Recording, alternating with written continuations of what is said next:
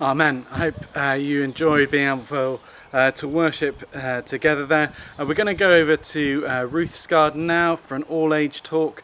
And just if you want to enjoy the advantages of doing church at home, then you could go over now, get some flour, some sugar, some butter, some fat, and some eggs, some milk and some cocoa, and join with Ruth as she bakes a cake and see how each element teaches us something for today.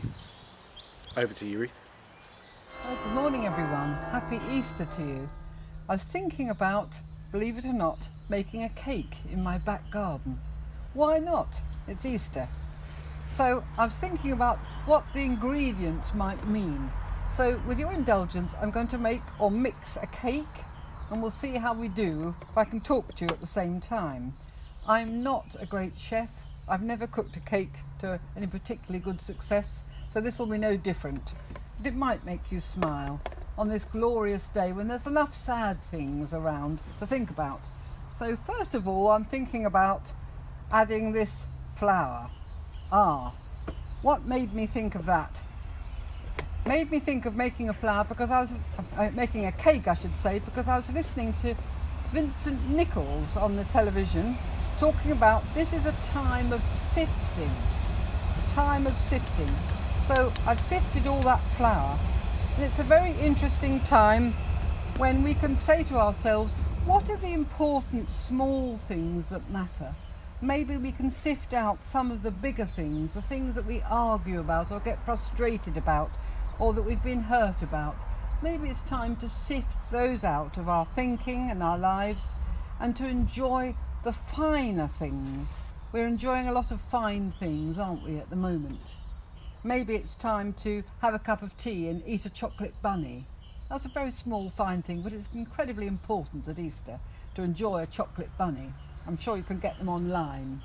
The next thing, of course, to add, I'm going to add next anyway, is sugar. And there's no sugar in the Bible, of course, but there is honey, which is very, very sweet. And it talks about the sweetness of the Lord's words. And we know that honey has microbial properties, so that if you put manuka honey onto a dressing, it can help to heal a wound. It's got amazing properties. And there's a lot of sweetness, isn't there, at the moment in our communities.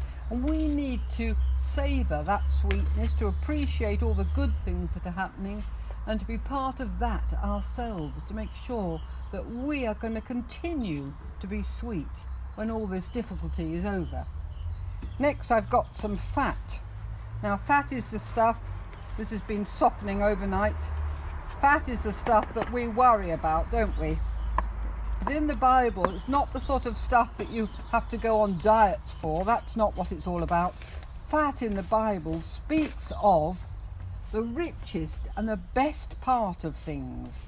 The richest things.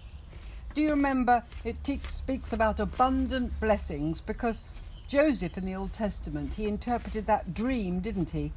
When the Pharaoh dreamt of 7 fat cows and 7 lean cows. And the fat cows spoke of good harvests, richest of times.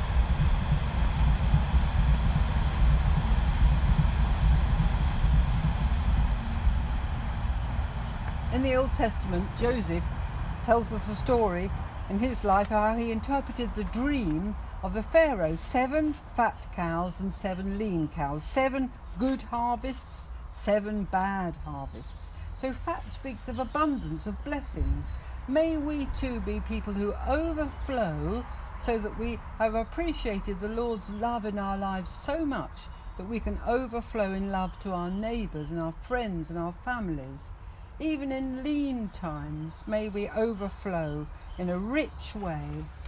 Of course, there's got to be eggs. Got to be. It's Easter after all.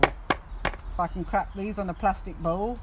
And eggs, they speak of Easter, don't they? Some people say that the inside of a chocolate Easter egg is like the inside of the empty tomb. It's hollow, it's empty. Jesus has gone, he is risen. And that is the joy of Easter, isn't it? The joy of knowing that Christ has conquered death and hell. and he's risen to prove it. And we too will rise. We too will know eternal life. There's one more thing that I have to add because it's me, and that is I've mixed some chocolate, some cocoa powder with some milk. Oh, we've got to have some chocolate. Well, I'm afraid chocolate's not in the Bible. Very sad that. I'm going to pour some of that in. Those of you who are chefs and cooks are probably having a mild turn now, but enjoy. So I'm going to mix in the chocolate. Chocolate was invented by the Mayans and Aztecs, and as far as we know, Jesus did not visit them. But nevertheless, chocolate speaks of pleasure, of indulgence, of joy, of delight. And this is what we are called to do at Easter time. There's a great joy at Easter, isn't there? When we rejoice with the angels on what Jesus did. When he ascended into heaven, he entered heaven's gates, and there must have been a cry, he's back, he's done it, he did it, it's over. So that is the joy of chocolate, makes us think of the joy of Easter. Because we know this for certain, that Christ is risen, he's risen indeed.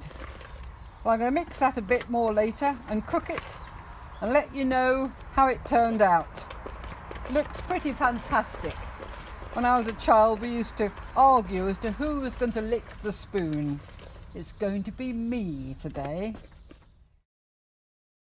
That was great, thank you Ruth, and we're now going to go over to our next song by Nick and Becky Drake, Sign Your Cross. They do a little intro to their song, so I hope you find this helpful. It's an all-age song, so if you've got folk around who enjoy doing actions and movement with their worship, then this hopefully will give everyone an opportunity to get involved with some movement as we worship together.